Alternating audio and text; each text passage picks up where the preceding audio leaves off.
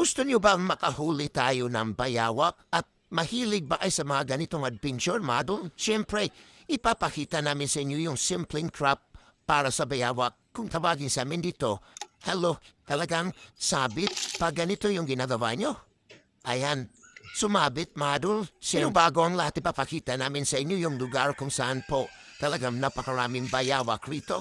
Ang dami nagdilikramo ayan ng mga kapitbahay namin dahil nga naubos na yung mga sisiw nila.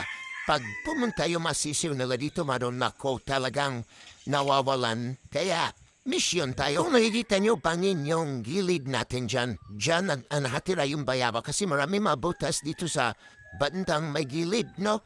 Hindi naman natin pwedeng puntahan doon kasi medyo malalim. Kaya ano pang hantayin natin simple? Kagawa na tayo ng trap na papakita namin sa inyo yung trap na ginawa natin kanina. Ngayon, ilalagay na natin to. Yung simple lang yung trap natin. Kasi yung iba kasi, yung ginagamit nila yung bamboo. Pero sa atin, PVC yung ginagawa natin. Sana makahuli tayo ito. Siyempre, bago ang lahat, isi-set up natin, Madul. Ganito yung gagawin natin, no? Dito natin maghahanap tayo ng yung talagang klarong-klaro, yung kitang-kita, yung pagkain natin sa bayawa. Kaya dito natin naisipan ilagay. Siyempre, mag-ano tayo ng kahoy dyan, Madul. Siyempre, yung makasanga para maipit natin yung PVC natin at hindi agad talagang makalas, no? Kaya pag pumasok kasi yung ano dyan, yung bayawak talagang pag nagalaw niya yung talaga yung ano nangyari, yung pin sa ilalim, gagalaw na yung tali at yung tali yung maglalak sa kanyang katawan. At ito na yung hitsura, no? Ng set-up natin. Nilagyan natin ng mga kahoy. Tapos, andyan na yung kahoy na tinusok natin. Tinisti, nagbabasa ito, ganito yung ulo, napapasok din sa loob at magagalaw niya yung pin. Mangyayari, matatali yung katawan niya. No? Kung malaki naman yung bayawak sana maulit. At itong final natin, model, ito na yon. Siyempre, talagang aayusin natin kasi alam naman natin yung bayawak. Madahan-dahan siya pag umalaw, no?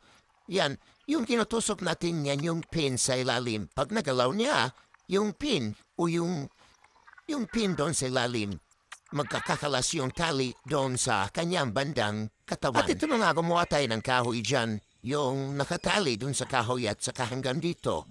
So may PVC natin na binutasan natin kanina, yung tali na nandyan sa bunganga ng PVC at papasok dyan sa loob.